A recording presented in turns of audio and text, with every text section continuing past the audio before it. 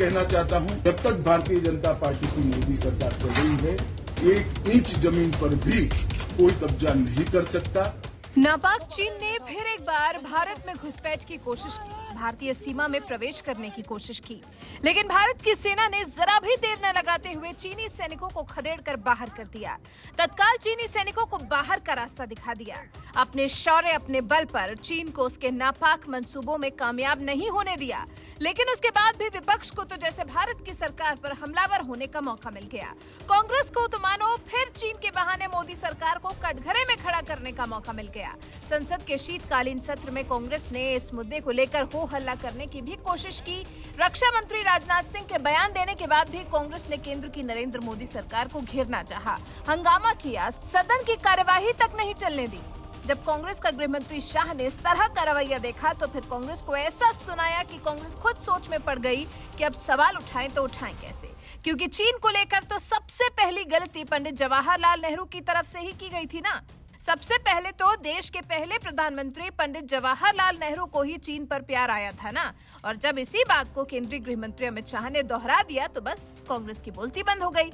गृह मंत्री अमित शाह ने कहा, लोकसभा में आज विपक्ष ने प्रश्नकाल नहीं चलने दिया, मैं इस कृत्य की निंदा करता हूं। गृह मंत्री ने पूरे हंगामे के लिए कांग्रेस पर निशाना साधा, साथ ही कांग्रेस के चीन से संबंध होने का आरोप लगाते हुए राजीव गांधी फाउंडेशन पर भी टिप्पणी की। शाह ने कहा, चीन पर कांग्रेस का दोहरा रवैया है। भारतीय सैनिकों ने कुछ ही देर में चीनी सैनिकों को खदेड़ दिया था। भारत की 1 इंच जमीन पर कब्जा नहीं हुआ है। आगे गृह मंत्री अमित शाह ने कहा, नेहरू जी के चीन प्रेम के चलते भारत की सुरक्षा परिषद की सदस्यता की बलि चढ़ी थी। 1962 में चीन ने हजारों हेक्टेयर भूमि हड़पी। के सामने नहीं चलता है, जनता सब देख रही है। आपके परिवार द्वारा चलाया गया फाउंडेशन, उसका FCRA रजिस्ट्रेशन चीन की दूतावास से मिले हुए अनुदान से समाप्त हुआ है। आपके ही समय में हजारों किलोमीटर भूमि अवैध रूप से हमसे हड़प ली गई है। आपके ही समय में हमें मिली हुई सुरक्षा परिषद की सदस्यता आपने निजी संबंधों को बनाने के लिए चीन की भेंट कर दी है। ये सारी जनता इस सभी विषयों को जानती है। मैं इतना स्पष्ट कहना चाहता हूं कि भारतीय जनता पार्टी की सरकार है, नरेंद्र मोदी इसके प्रधानमंत्री है, और जब तक भारतीय जनता पार्टी की मोदी सरकार चल रही है, 1 इंच जमीन पर भी कोई कब्जा नहीं कर सकता। कल अपने सेना के जवानों ने जो 8 की देर रात को और 9 की सुबह को जो वीरता दिखाई है, मैं इसकी भूरी भूरी प्रशंसा करता हूं। इन्होंने घुसे हुए सभी लोगों को कुछ ही घंटों में वापिस खदेड़ दिया और हमारी भूमि का रक्षण किया है।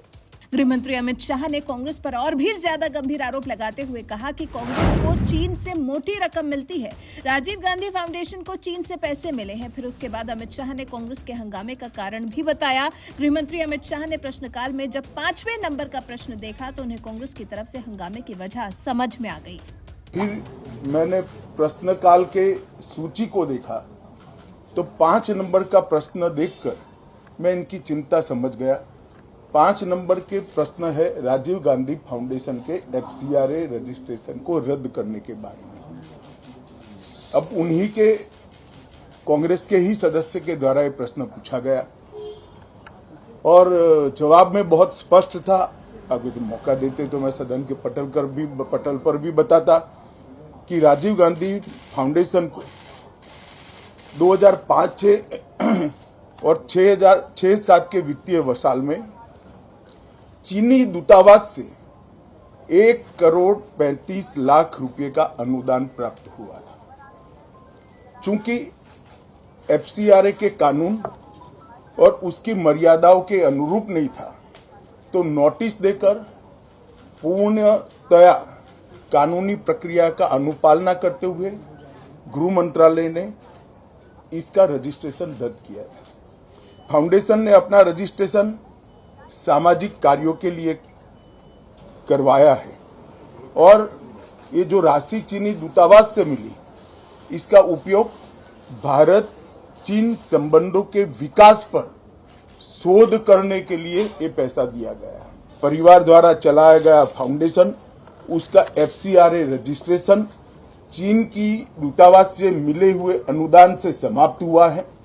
आपके ही समय में हजारों किलोमीटर भूमि अवैध रूप से हमसे हड़प ली गई है। आपके ही समय में हमें मिली हुई सुरक्षा परिषद की सदस्यता आपने निजी संबंधों को बनाने के लिए चीन की भेंट कर दी है। ये सारी जनता इस सभी विषयों को जानती है। तो कुछ इस तरह से विपक्ष के अरुणाचल प्रदेश के तवांग में एलएसी के पास भारतीय और चीनी सेना के बीच संघर्ष पर चर्चा की मांग करने के बाद भी हो हल्ला कर चर्चा नहीं करने पर गृह मंत्री अमित शाह ने कांग्रेस को आड़े हाथों लिया।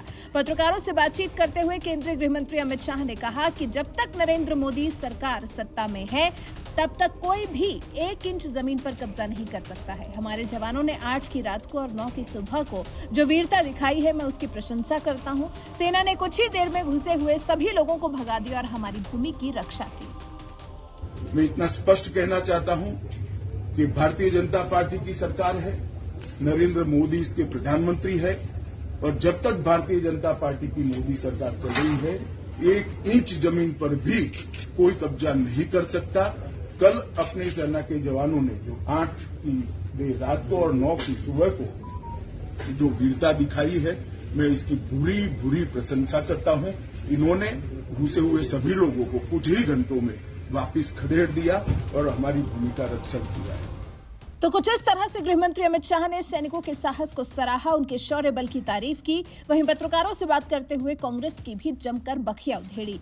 उसी कांग्रेस की जो हंगामा कर रही थी, जिसने संसद नहीं चलने दी, चीन के मुद्दे को लेकर इतना हंगामा किया कि कार्यवाही नहीं चल सकी। वो भी तब जब संसदीय कार्य मंत्री प्रहलाद जोशी की तरफ से पहले ही बता दिया गया था कि दोपहर 12 बजे रक्षा मंत्री राजनाथ सिंह इसी मुद्दे पर बयान देंगे। लेकिन उसके बाद भी कांग्रेस ने संसद की कार्यवाही में बाधा डाली। इसके लिए गृह मंत्री अमित शाह ने कांग्रेस को जबरदस्त फटकार लगाई। वैसे कांग्रेस के इस रुख पर और उसके बाद केंद्रीय गृह मंत्री अमित शाह ने जिस तरह कांग्रेस को फटकार लगाई है, उस पर आपका क्या कुछ कहना है? अपनी राय हमें कमेंट कर जरूर बताएं।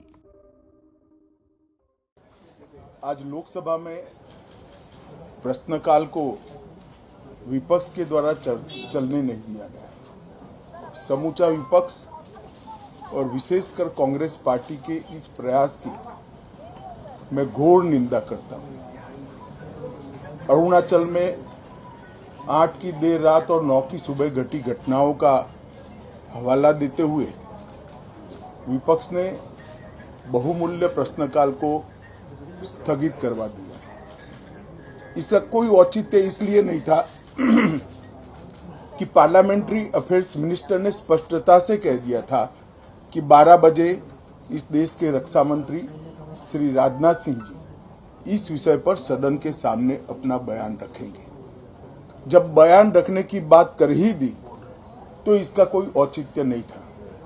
मुझे भी थोड़ा आश्चर्य लगा। फिर मैंने प्रश्नकाल के सूची को देखा तो 5 नंबर का प्रश्न देखकर मैं इनकी चिंता समझ गया। 5 नंबर के प्रश्न है राजीव गांधी फाउंडेशन के FCRA रजिस्ट्रेशन को रद्द करने के बारे में।